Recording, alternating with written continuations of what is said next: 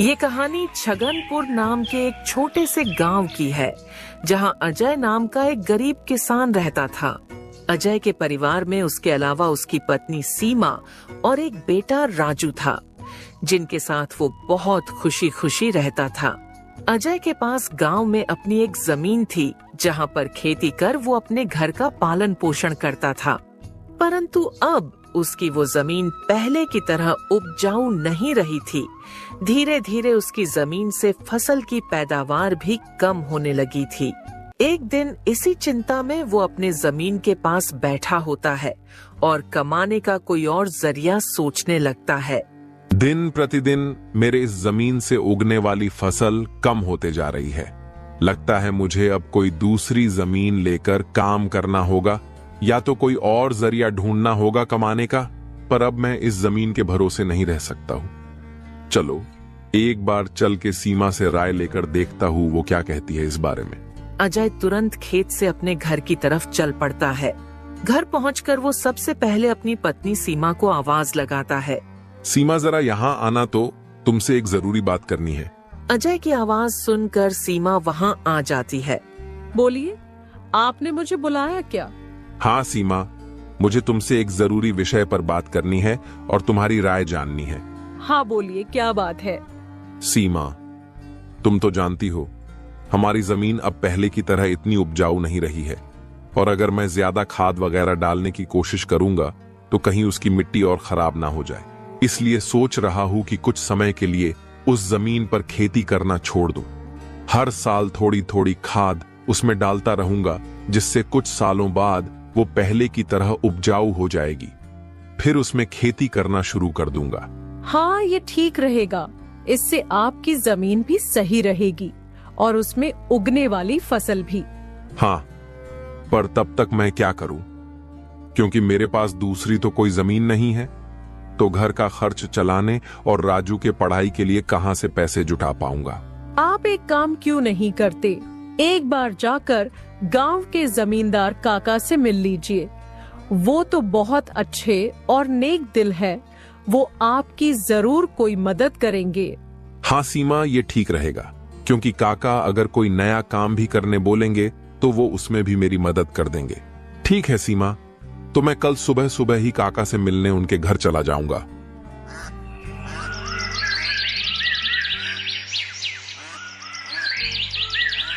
अगली सुबह अजय जमींदार से मिलने उसके घर के लिए चल पड़ता है। जमींदार के घर के बाहर पहुंचकर वो जमींदार को आवाज लगाता है। क्या आप घर पर हो? अजय की आवाज सुनकर जमींदार बाहर आता है। अरे आओ अजय बेटा, बोलो क्या हुआ? कुछ काम था क्या? हाँ काका, आपकी एक मदद चाहिए थी।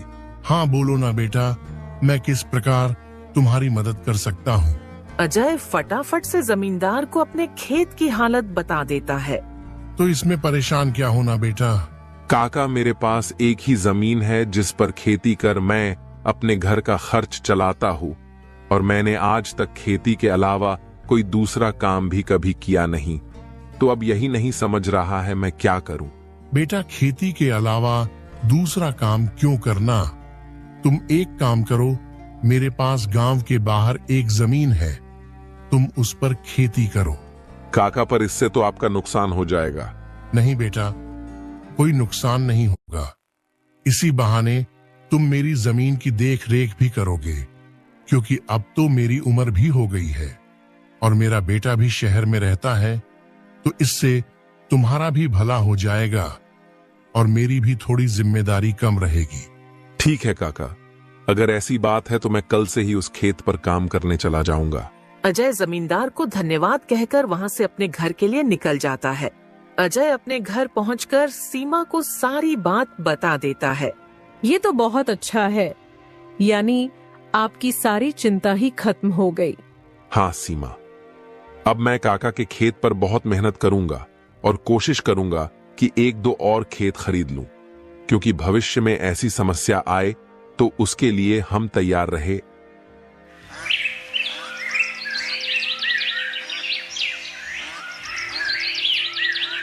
अगली सुबह अजय जमींदार के खेत पर काम करने निकलने वाला होता है तो सोचता है, काका की जमीन गांव के बाहर है, तो शायद शाम को आते आते देर हो जाए, इसलिए सीमा को बोलकर जाता हूँ। सीमा जरा यहाँ आना तो। अजय को बुलाता सुन सीमा वहां आती है। बोली, आपने बुलाया मुझे? हाँ सीमा, सुनो, काका का खेत गांव के बाहर है, तो मुझे शाम को घर लौटने में थोड़ी देर भी हो सकती है। तो अगर मुझे देर हो जाए तो तुम और राजू खाना खाकर सो जाना। ठीक है, पर अपना ध्यान रखना। और हाँ, 1 मिनट रुकना, मैं आपके खाने का डिब्बा लेकर आती हूँ, वो लेकर ही जाना। फिर क्या था, अजय अपना खाने का डिब्बा लेकर गांव के बाहर वाली जमीन पर काम करने चल पड़ता है। चलते चलते कुछ समय बाद वो गांव के बाहर वाली जमीन पर पहुंच जाता है। चलो, अब पहुंच गया हूं तो फटाफट से खेत पर काम करना शुरू कर देता हूं। अजय अपनी कुदाल उठाकर खेत पर काम करना शुरू कर देता है। अजय को अभी काम करते कुछ समय हुआ ही था कि तभी पीछे से एक सांप आकर उसे काट लेता है। सांप के काटने के कुछ समय में ही अजय चक्कर खाकर वहीं गिर जाता है। यहाँ अजय सांप के काटने से बेहोश हो चुका था, पर गांव के बाहर होने के कारण उसकी खबर अब तक उसके घर वालों को नहीं चलती है। सुबह की अब रात हो जाती है और सीमा अजय का इंतजार कर रही होती है। माँ को इतने परेशान देख राजू पूछता है, क्या हुआ माँ? पिताजी अब तक क्यों नहीं आए? बेटा, तुम्हारे पिताजी आज काम करने जमींदार काका के गांव के बाहर वाली जमीन पर गए हैं और उन्होंने मुझे बोला भी था कि उन्हें आते आते देर हो जाएगी, पर अब कुछ ज्यादा ही समय हो गया है। माँ, आप क्यों फिक्र कर रही हो? पिताजी ने जब बोला था कि उन्हें आने में देर होगी तो कुछ सोच समझकर कहा होगा। एक काम कीजिए, आप जाकर सो जाइए। राजू की बात सुनकर सीमा अपने कमरे में सोने के लिए चली जाती है।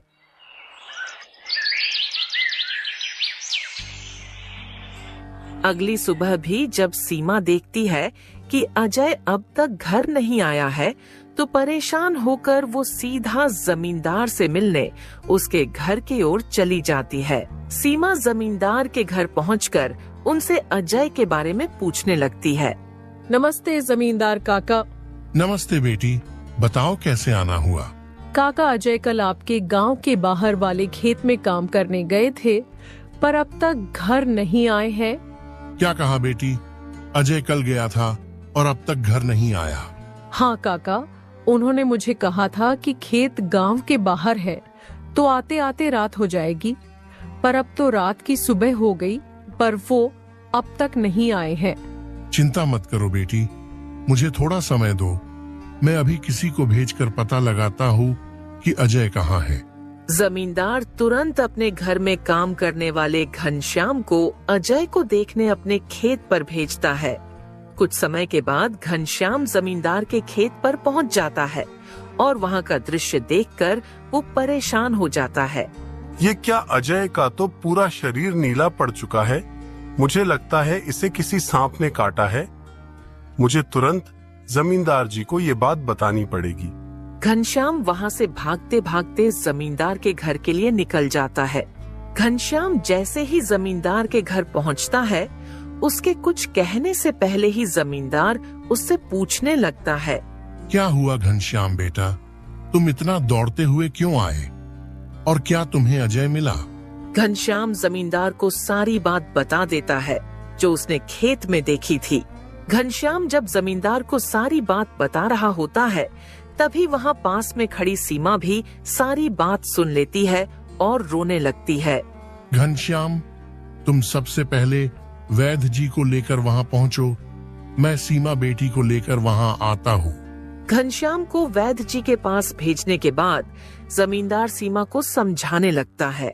सीमा बेटी, पहले तो तुम रोना बंद करो और जल्दी से मेरे साथ चलो, क्योंकि तुम्हारे रोने से अजय ठीक नहीं होगा।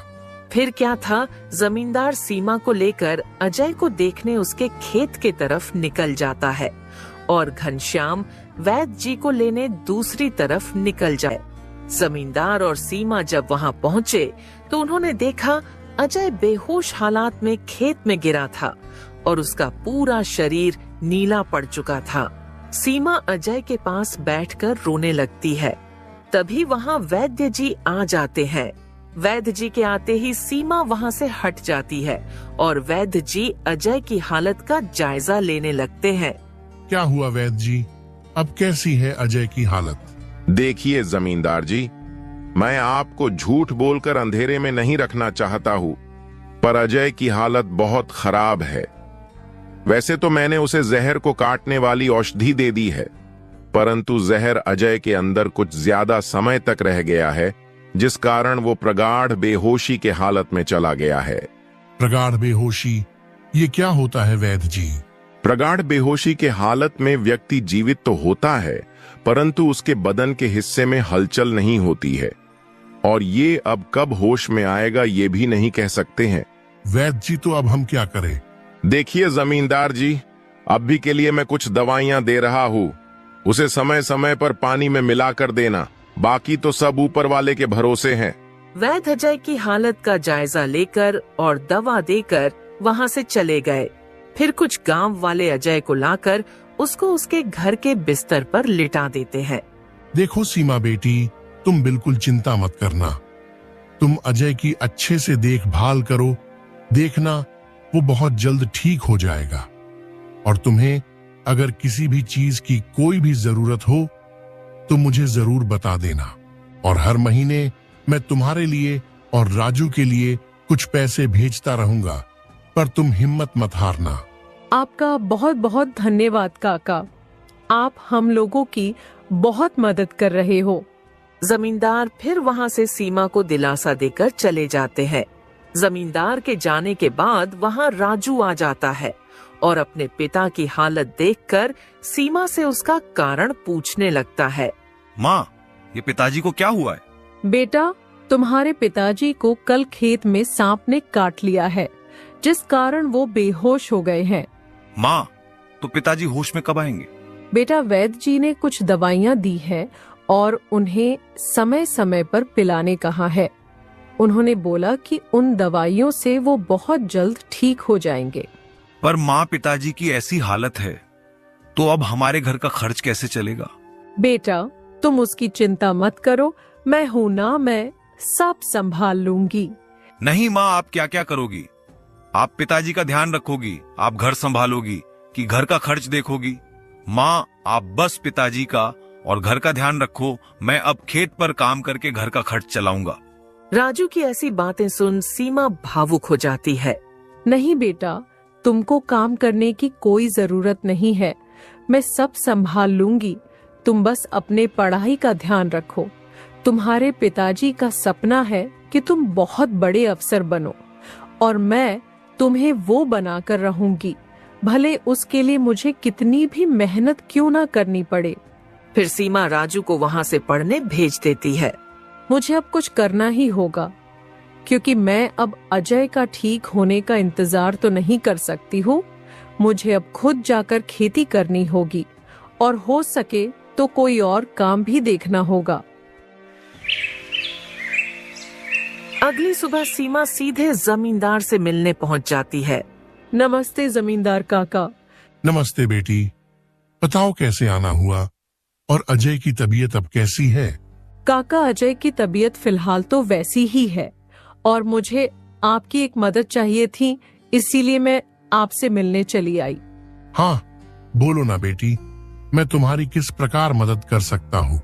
काका, मैं चाहती हूँ कि जो जमीन आपने अजय को दी थी काम करने के लिए, आप मुझे उस पर काम करने की इजाजत दे दी, ताकि मैं उस पर काम करके अपने घर का खर्च और राजू की पढ़ाई करा सकूं। बेटी, पर तुम्हें वहाँ काम करने की कोई जरूरत नहीं है, मैं हूँ ना, मैं तुम्हारे घर के लिए जो भी खर्च लगेगा हर महीने भेज दिया करूँगा। नहीं काका, आपने अब तक हमारी बहुत मदद की है, अब आप बस मुझे आपके खेत में काम करने की इजाजत दे दीजिए। मैं अब खुद काम करके अपना घर चलाऊंगी और अपने बेटे को बड़ा अफसर बनाऊंगी। जमींदार सीमा को बहुत समझाने की कोशिश करता है, पर सीमा जमींदार की बात मानने तैयार नहीं थी। आखिर में सीमा की बातें सुनने के बाद जमींदार सोचने लगता है। मुझे लगता है सीमा मेरी बात नहीं मानेगी, पर अगर वो काम करने इतने दूर जाएगी तो वो अजय का ध्यान नहीं रख पाएगी। एक काम करता हूं, मैं सीमा को मेरी गांव के अंदर वाली जमीन पर काम करने के लिए कह देता हूं, ताकि वो खेतों पर काम भी कर सके और अपने घर का ध्यान भी रख सके। ठीक है सीमा बेटी, मैं तुम्हें अपने खेत पर काम करने की इजाजत तो दे सकता हूँ, पर तुम्हें मेरी एक बात माननी होगी। हाँ काका, बोलिए ना। बेटी, तुम्हें मेरे गांव के बाहर वाले खेत पर काम करने की कोई जरूरत नहीं है। मेरे पास तुम्हारे घर के नजदीक भी एक खेत है, तुम वहां काम कर सकती हो, ताकि तुम अपने घर का और अजय का दोनों को ख्याल रख पाओगी। काका, ये तो और भी अच्छा रहेगा, इससे तो मेरी बहुत मदद हो जाएगी। बेटी, पर एक छोटी सी समस्या है, वो खेत बाहर वाले खेत से थोड़ा छोटा है। हाँ तो कोई बात नहीं है काका, वो खेत मेरे घर से नजदीक है, वही बहुत बड़ी बात है। मैं खेत में काम करने के साथ साथ दूसरे के घर का काम भी करना शुरू कर दूंगी, ताकि उन पैसों से मैं राजू की पढ़ाई का खर्च निकाल सकूं। बेटी, पर तुम्हें इतना काम करने की क्या जरूरत है? काका, मुझे काम करना ही होगा। अजय का सपना था कि राजू पढ़ लिख कर बड़ा आदमी बने। अगर मैं मेहनत नहीं करूंगी तो उसका सपना अधूरा रह जाएगा। राजू की पढ़ाई के लिए और घर चलाने के लिए मुझे हर हाल में ये जिम्मेदारी उठानी पड़ेगी। जमींदार सीमा के संकल्प और साहस से भावुक हो जाते हैं। ठीक है बेटी, तुम्हारी मेहनत देखकर मुझे पूरा भरोसा है कि तुम जरूर सफल होगी। मैं तुम्हारी हर संभव मदद करूंगा। तुम कड़ी मेहनत करो, भगवान। सीमा ने जमींदार के गांव के अंदर वाले खेत पर काम करना शुरू कर दिया। वह सुबह खेत पर काम करती और दोपहर के बाद गांव के घरों में सफाई और खाना बनाने जैसे छोटे मोटे काम करने जाती। धीरे धीरे सीमा की मेहनत रंग लाने लगी। खेत में अच्छी फसल हुई, जिससे उसका घर चलने लगा, और जो पैसे वह दूसरों के घरों में काम करके कमाती थी, वह राजू की पढ़ाई में खर्च करने लगी। बेटा, मैं चाहती हूँ कि तुम मन लगाकर पढ़ाई करो। तुम्हारे पिताजी का सपना है कि तुम अफसर बनो। मैं तुम्हारे लिए हर मुश्किल को पार कर लूंगी।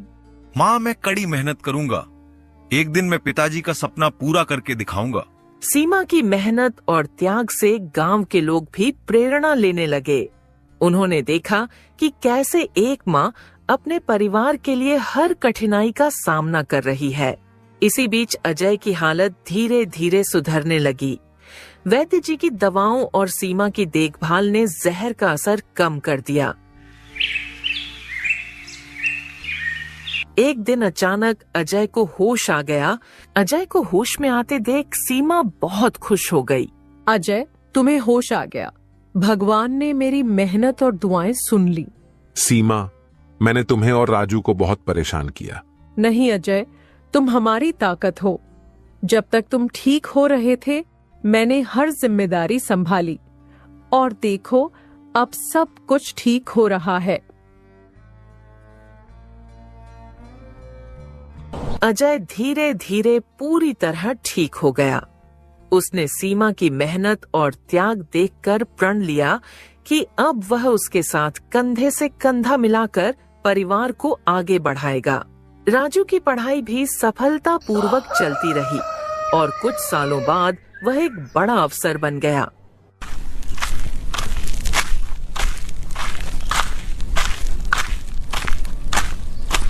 माँ, पिताजी, मैं आज जो कुछ भी हूँ वह आपकी मेहनत और त्याग के कारण हूँ। नहीं बेटा, ये सब तुम्हारी माँ का बलिदान है। उसने हमारे परिवार को बचाने के लिए हर मुश्किल का सामना किया। सीमा का त्याग और अजय का साथ, दोनों ने मिलकर एक नई मिसाल कायम की। गांव वाले अब भी उनकी इस कहानी को आने वाली पीढ़ियों को प्रेरणा के रूप में सुनाते हैं। इस तरह माँ का त्याग की यह कहानी हमें सिखाती है कि एक माँ का समर्पण किसी भी चुनौती को पार कर सकता है और परिवार को जोड़ कर रखता है। दोस्तों, तो इस तरह की और शानदार और मजेदार कहानियां देखने के लिए